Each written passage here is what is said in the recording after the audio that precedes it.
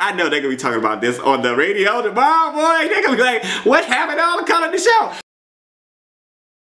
Hey fam, what's up, what's up, what's up? This is Robert Anton here, robertantonnyc.com, coming to you with your no-frills American Idol commentary from a singer. Let me get some more light up on this piece because I got to talk to you. I got to tell you what happened. Tonight was the American Idol Rush Week Eliminations, and Ryan started out by saying that 75,000 auditioners had came through this season, and he introduced each of the 20 Rush Week people by name. Then we got a review of the guys' performance from last night with the judge comments and clips and all that good stuff.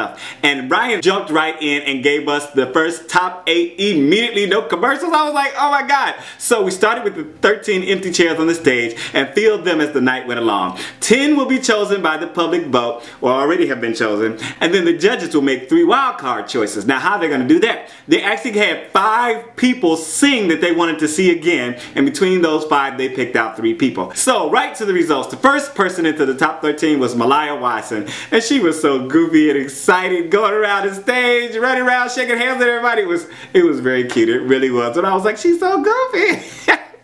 Second person was Briley. He went straight to his chair. Third person was Piriz. Then Preston. Then Jessica Meuse. Good for you, girl. Good for you. Great choice on doing that country song. Listen, I thought it was a little too laid back, but obviously it stood out and you got that country vote. Sixth person was Dexter Roberts. Then Caleb Johnson.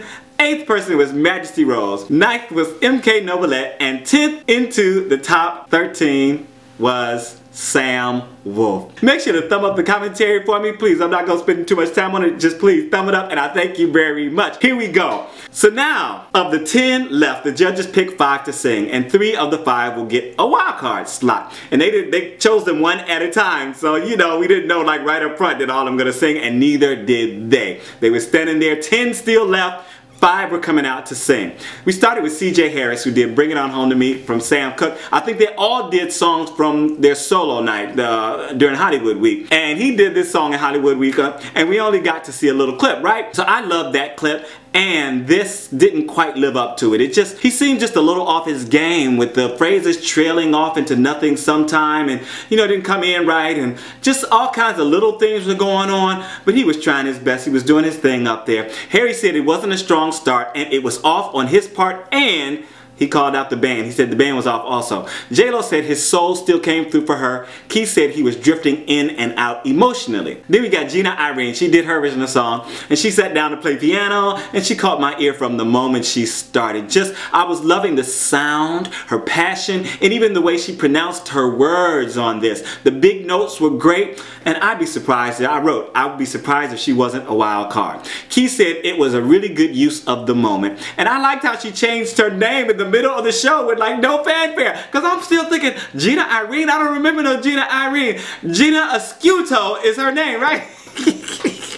And I had to look at my notes because I was like, who's Jena Irene? Who's Jena? Oh, okay. So she changed her name in the middle of it. I guess Iscuto is too hard to pronounce, so she said, okay, we need to go with something a little easier. Alright, good for you, girl. Anyway, Spencer Lloyd, he did Natural Girl, an original song. I think it's Natural Girl. Let me know down in the comments if you know for sure. And Ryan was coaching him before he started. I was like, what the fuck, y'all? Why you coaching him? I mean, yeah, he ain't telling everybody else all this stuff. But this was a lot better song fit for him tonight with a good vibe, and he did a much better job than he did last night for me. He really does have a very smooth vibe going, and yes, he's a good looking guy. He can give you that sex appeal and all that good stuff, and this worked better than last night's performance. And next they called Bria Anai. She did A Man's World by James Brown. And I love me some Bria. She is just, oh my god, she is so funny. She said, Brian was going through all this stuff and said, okay, give him whatever you got and all that stuff. She said, oh, y'all gonna get a show. I was like, you go ahead, old girl. And then she brought the drama. She commenced to give you everything she had. She definitely sang for her life. Again, she's not the prettiest vocalist, but her charm just came through the screen, and she's just so electric and enigmatic and all these big words. She's just, oh, I love her so much. Get back, get that training, girl, get that voice in order, and she can be something serious. Harry said it was all over the place, and he said it was very passionate, but she overshot the mark. And he said the same thing last night, she overshot the mark. Kristen O'Connor was the last one to get to sing, and she did Unconditionally by Katy Perry. Again, all of these were songs that they did for solo night in Hollywood Week. And I remember this from her Judgement clips. I loved it then, and I loved it just as much tonight. She laid in the cut and hit all the notes while performing the song with attack and purpose. She came to conquer, and conquer she did. Key said it was a really good performance and advised her that she could have sang the song in a higher key because of the adrenaline. And I just want to speak on this just a second. It's true. A lot of times, you know, I'm at home and I'm doing stuff and I'm working on something for the band, and I'm singing it, and I get what I think is the perfect key, and then I go and I sing it with the band and it's a little low. I could take it a little higher, you know, it seems to lay a little flat for me.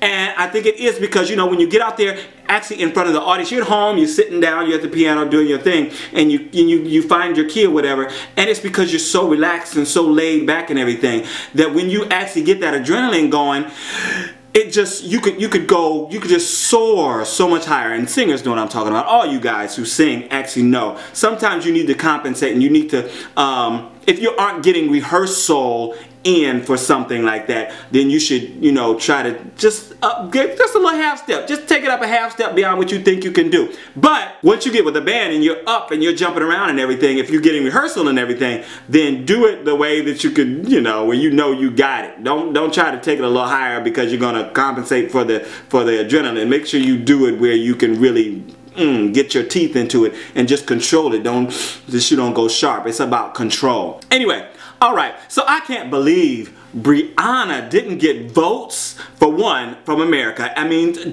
that performance was friggin' amazing. And she was compared to Irene Cara and Whitney Houston, and she still did not get the votes from America. And then she didn't even get to sing for the wild card. The judges didn't have, that blew me away. I was just like, I do not, and I have my thoughts on it. Let me know what you guys think down in the comments. I wrote, that's a damn shame. So, the wild cards are Jena Irene, Kristen O'Connor, and CJ Harris. There was no surprise there.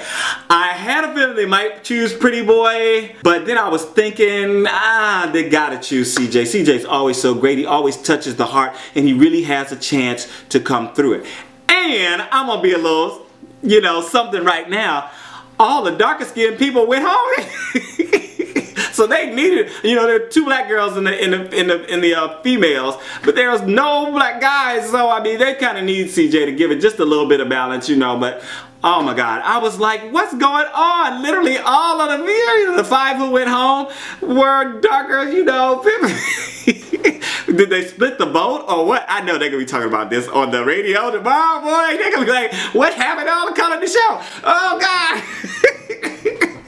Okay, I ain't going no further with that. I think it's a little funny, but you know, it's all about demographics and all the good stuff, and I know. But anyway, this is Robert Anton, robertantonnyc.com. Tell me what you thought down in the comments. I am out.